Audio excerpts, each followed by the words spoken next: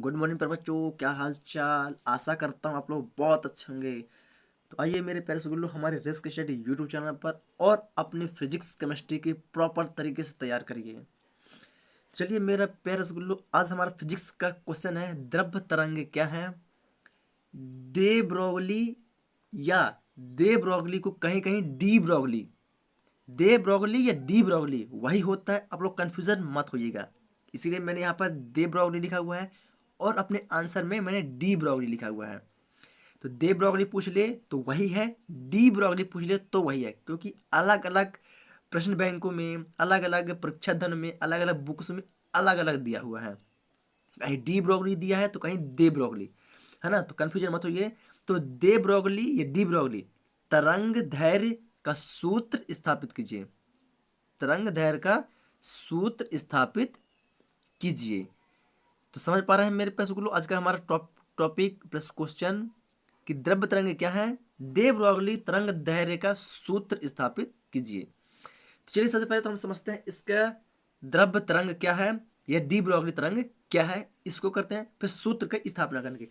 तो क्या होता है मेरे प्यारे गुल्लू, जब कोई द्रव्य क्या, जब कोई द्रव्य क्या, चलिए, जब कोई द्रव्य क्या, जब कोई द्रव्य कण गतिमान होते हैं क्या, जब कोई कण, जो हमारा कण होता है, कण समझते हैं, जो हमें बहुत सूक्ष्म होता है, जो हमें दिखाई नहीं देता है, सूक्ष्मदर्शी के माध्यम से दिखाई देता है ना, वो होता है क्या, कण।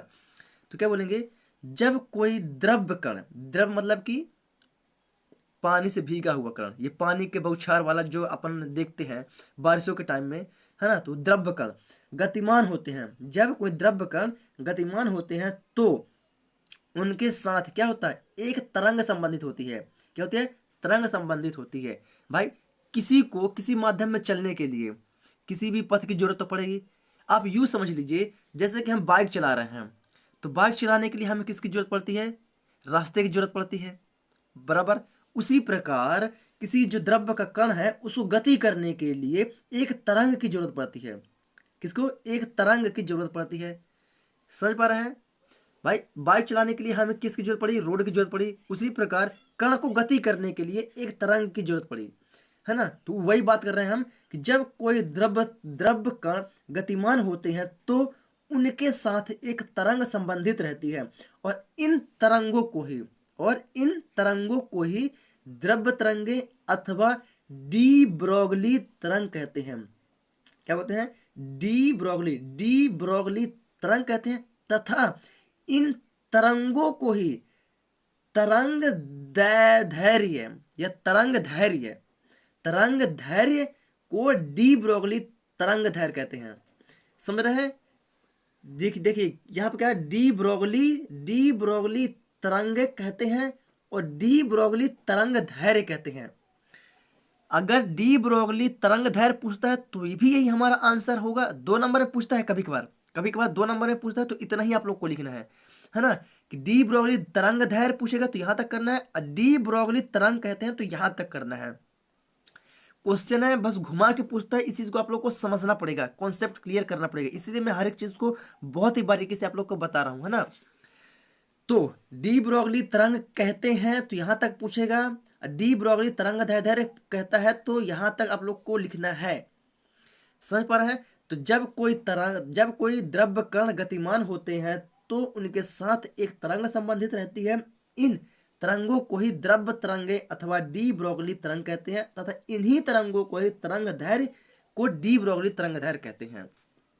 आशा करता हूं आप लोग इसे बहुत ही प्रॉपर तरीके से समझ गए होंगे। चलिए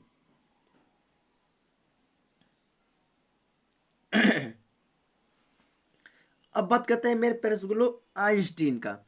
क्या अब यहाँ पर क्या होगा, फॉर्मूला यूज करना है हमें, किसका, क्या क्या करना है हमें, डी ब्रोगली तरंग दैर्घ्य के सूत्र की स्थापना करना है। और जब डी ब्रोगली तरंग दैर्घ्य का सूत्र की स्थापना करना है मेरे प्यारे स्कूलों, तो इसमें हम क्या करते हैं, समीकरण लेते हैं, किसका, आइंस्टीन के द्रव्यमान, किसका, आइंस्टीन के द्रव्यमान का समीकरण।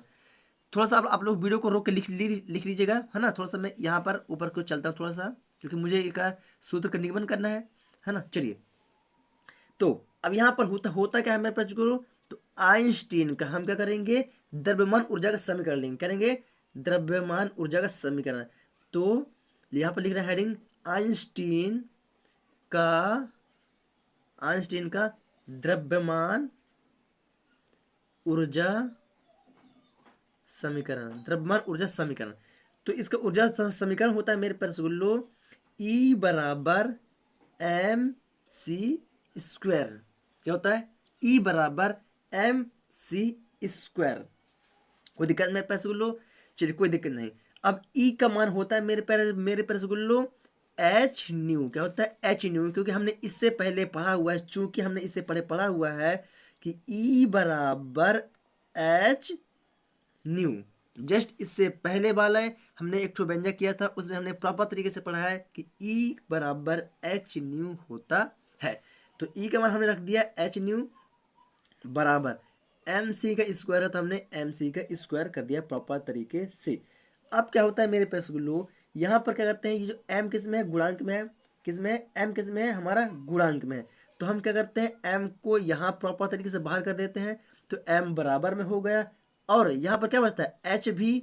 तो एच भी अब किस में है? बराबर के इस पार है। इस पार आएगा तो किस में आएगा? भाग में आ जाएगा।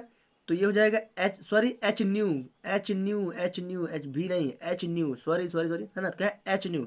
अब यहाँ पर क्या बचता है? सी गुणांक में था, अब भाग में आएगा, तो सी का हो जाएगा यहाँ पर स्क्वायर। क्या हो जाएगा हमारा? सी का स्क्वायर। कोई दिक्कत? कोई दिक्कत नहीं। अब क्या करते हैं, अब लेते हैं फोटोन का संवेग। किसका लेते हैं मेरे पास गुलो? फोटोन का संवेग से। किसे? फोटोन का संवेग। तो हेडिंग जानेंगे यहाँ पर फोटोन का संवेग। फोटोन का संवेग, तो फोटोन का संवेग बराबर क्या होता है मेरे पास गुलो? इसके बारे में थोड़ा सा हम ज्ञात करेंगे, है ना। फोटोन का संवेग बराबर, तो फोटोन का संवेग P बराबर एम सी। P बराबर एम सी। क्या मेरे पास बोलो? P बराबर एम सी।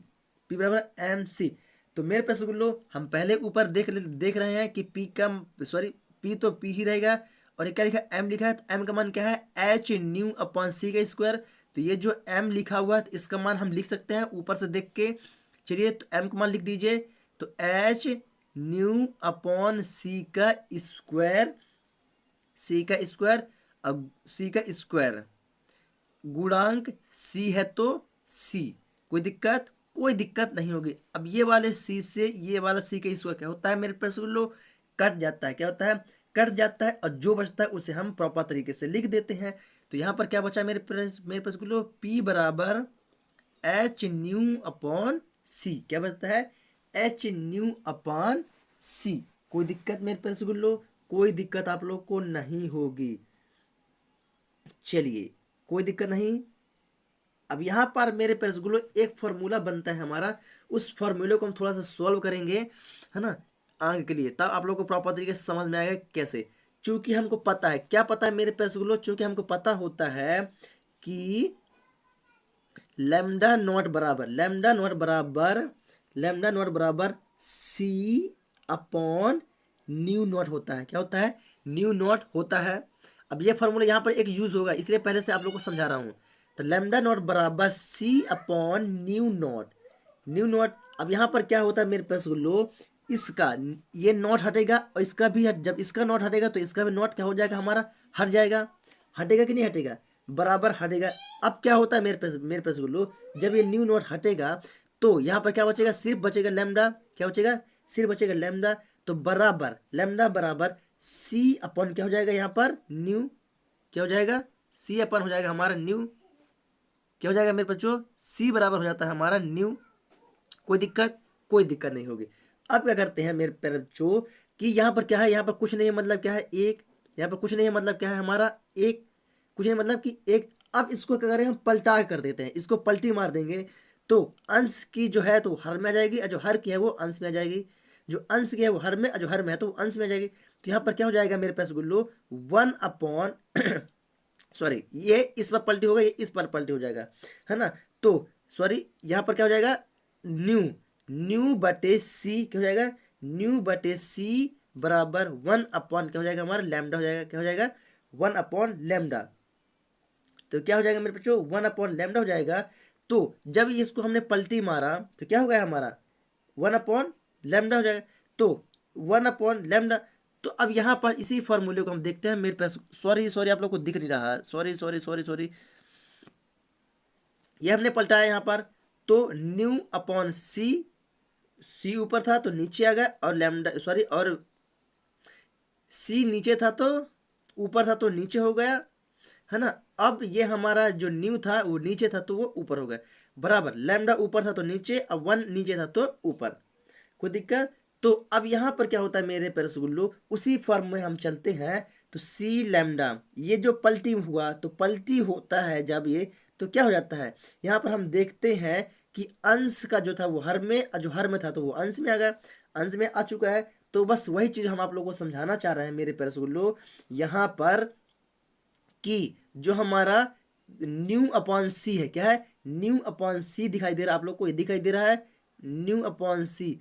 तो न्यू अपॉन सी, तो न्यू अपॉन सी का मान क्या होता है मेरे प्यारे रसगुल्लो, वन अपॉन लैम्डा, क्या वन अपॉन लैम्डा।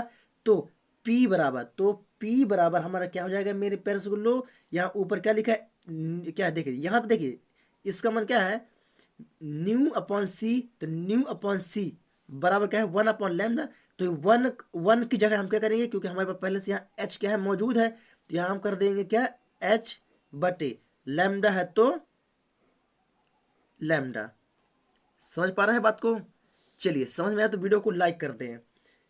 अब क्या होता है मेरे पैसे गुल्लू, अब ये किस में है, लैम्डा भाग में है, और ये कहाँ है, वो सिंगल है। तो लैम्डा बराबर कर देंगे लैम्डा बराबर, तो ये लैम्डा हो जाएगा बराबर एच है तो एच, और पी कहाँ जाएगा, भाग में। तो ये हो गया हमारा पी, दैट प्रूव्ड, PROVED। यही होता है मेरे प्यारे रसगुल्लो डी ब्रॉगली समीकरण का सूत्र का निगमन। चलिए प्यारे रसगुल्लो, आप लोग को वीडियो पसंद आई तो वीडियो को लाइक करें, चैनल पर नए हैं तो चैनल को सब्सक्राइब करके बेल आइकन को दबा लें। तो ये रहा मेरे प्यारे रसगुल्लो इसका सॉरी पर डेफिनेशन। तो आप लोग वीडियो को रोक कर डेफिनेशन को लिख लीजिए प्रॉपर तरीके से। उसके बाद हम चलते हैं आइंस्टीन का समीकरण। तो आप लोग वीडियो को रोक के प्रॉपर तरीके से, फोटोन का संवेग सी से सी जो हमारा कट टच हुआ वहां तक आप लोग प्रॉपर तरीके से लिखिए। सी से सी हमारा कट जाता है, यहाँ तक आप लोग वीडियो को रोक के लिख लीजिएगा। अब चलते हैं इसके आगे।